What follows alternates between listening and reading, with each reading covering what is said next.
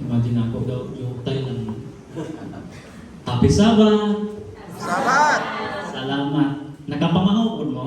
Amen! Okay, kaya wala mga unta usap tamat review sa atong leksyon. Okay, nining buntaga dalay ko na ang ato nga Ginoo nga kanang lakyong lugar o sa dugong nga lugar.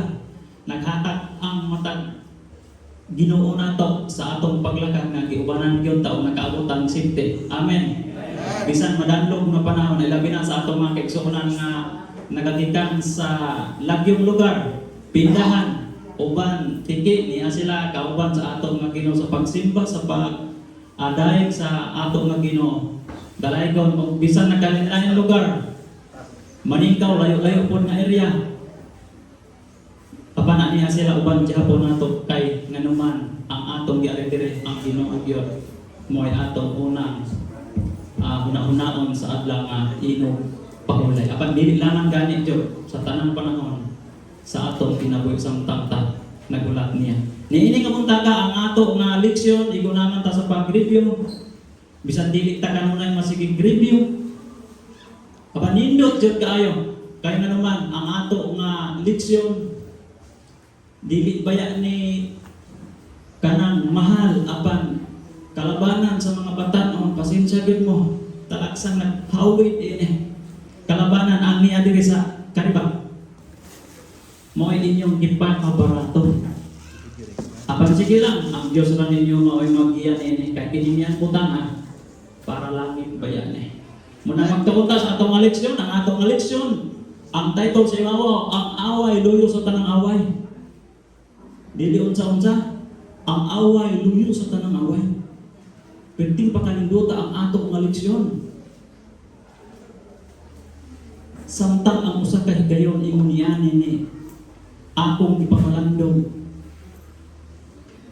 ang ato nga kalibutan nga naingon ani ni tungod kay ang pagkit-away dili ilangan diri sa ato nga kalibutan kundi giunahan ni dito sa langit.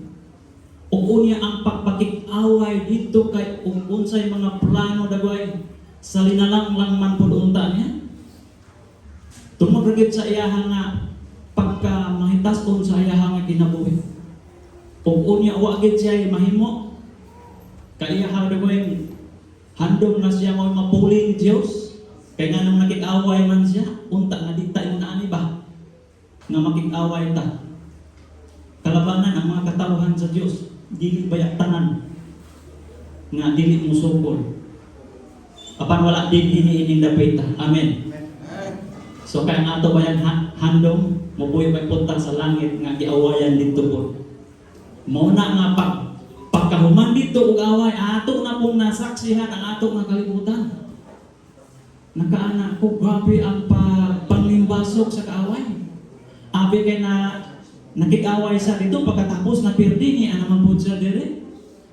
Ang una po niya atakihon kining atong sulod panimalay. Mga ginikanan, mga kabataan, halos di magsinabdanay. Mag-away gihapon. Di ba? Buhat na kay naman. Ang buhat niya maugid ang paglimbong sa tibuok kalibutan. Nga aron ang mga katawhan di magsinabdanay aron maiya. Magrupo niya ba? Apan wa gyud mahimo. Mao ni. O unya pud si Jose usapod ni siya ka katawo nga kanang gihatagan o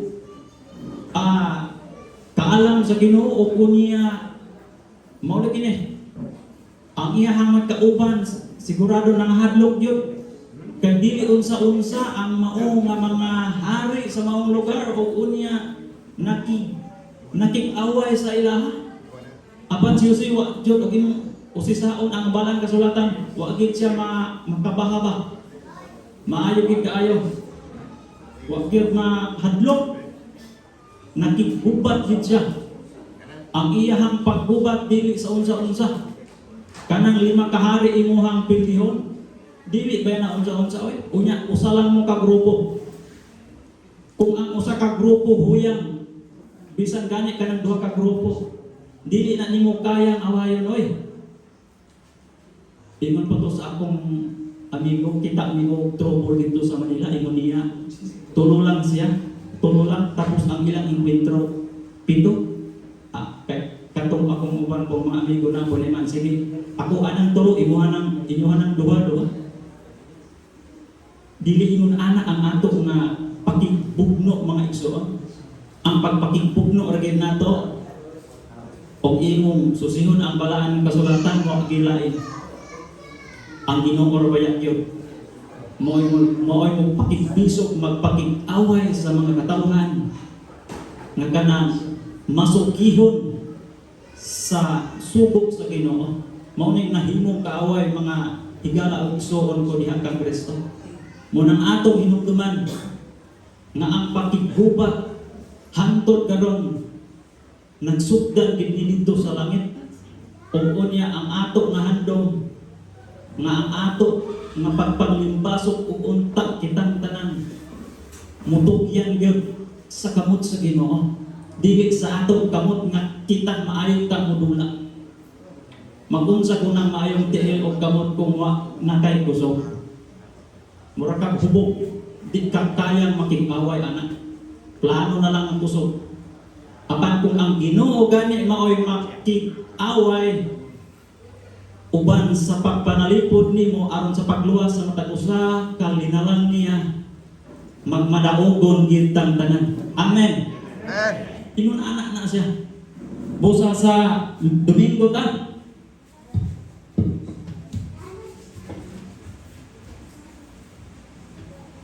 Prinsipe sa panahon sa kasundaluhan. Gitawag kong prinsipe sa panahon sa kasundaluhan. Ang maong prinsipe, samtang ninibisita ang maong tao si Jose dito sa maong area. Kung kita kung nagbitbit na daw na o unsa nga hinigiban, sigurado di na kita mo dool. Apan si Jose iya ginadool o iyang ipangutana nga unsa man ka kaaway o kana bang dapig niya. Apan gitubag siya, dili ako kuan sa imuha ba nga ingon niya anak, apan ako usa ka leader sa Ginoo. Maayo kaayo. Munang atong hinumduman sa atong kinabuhi. Ang ato nga pagduol sa mga katawhan nga zaman ini, ang ato ang mapailubon ta. Nakahinumdum ko sa diha nga kursit mi dito sa maong dapit sa handalamanon. Katong nakasala ni og balay, niingon pagit ang iya nga asawa lah. Kato ra pagod akong bana isog ra baguto niya, kalabanan ra baguto uli hubog unya unsaon naman ini among balay. Nga naguba naman Hinoo ni ana lang po kuya kanang pwede na ang kay kahoy na ilansang pangayon usa namo ni. Buhat to sa kaaway, nahugno ang balay. Ug unyang akong laban mga kauban, mga babae na amang toy bata gagmay. Ni anak ko sige ato usab ning pandayon. Sa diha nga nahuman namo og panday pag-usab ang iyang balay. Among giayo nako iya padayon tang mensahe. Ingon siya, salamat kaayo do kay ug wala gid ninyo na ayo. Insa pwede yung bubuta niya namo. Kay ang hinungdan kamo mo'y nakaguba sa among balay. Nako pasensya gyud niya. Kay ang among pag-ari dili man pagguba unta sa inyong balay, apan natsambahan ra gyud ang inyong balay naguba. Kay doon man pud mi pulo o ang ihapong balay guba una. Kami gyud may nakaayo. Pansalamat sa Ginoo. Nga naghatag siya ihemplo og nagpadayon ang mensahe og nadawat ang pulong sa Ginoo sa maong dapit. Og unya ang maong tao ang iyang bana. Wa ko masayod nakauban pa to nato ron kay sa diha nga ang maong panahon sa diha nga nabautismohan ay sa pagkagabi ibulong ko niya ug nangayo siya pasaylo sa kuwa. Uy, anak ko, wa man kay sala. Kinsa ang akong sala. Kuan, mauto nga wala ko ni kuyog sa akong asawa apan nasabtan akong kamatuoran. Inako sige, kontak lang sa akong kuan kay aron kanang mabautismuhan pud ka. Nalambigit ang ato nga kuan ang akong experience sa mahitungod ini kay buhat sa kaway na buhat sa kaway kanang maguba ang balay nga dili tinuyo buhat na sa kaway. o kana pong mga katawhan nga makig-away buhat sa kaaway gihapon nga nahimo silang kanang dapit sa ato nga kaaway pud karon. Apan dalaygon ang Dios nga magmalampuson ta ining atong pagpakig-away ni ining atong kapanahunan karon. Kay ang atong kapanahunan karon dako yung alam poon. Siguro magampo lang ta basit na sa kalisdanan. Apan wala gid ining dapita. Kay mga tuhay man tag langit, mga higala igsoon ko. Amen. Jutay kong ni amen. Amen. Salamat. Sa tekstong sa kuluhon wala pa ganin ako, no? Intro pa to. Muana na lang ko kinsay na memorize mahatag ko 100. Bebe. Panggasolina. Sige na kay mupungko na ko. Wala basa. Memorize gitawag memorize man. Tekstong sa kuluhon ba yan eh? Sige na. Dali dayon, o tindog lang diha. Walay basa ha? Wala ba nang basa na lang. Okay, basahon na lang nako ha. Pasensya mo. Parehas ta. Ang 100 mabalik ra gyud sa ako ha.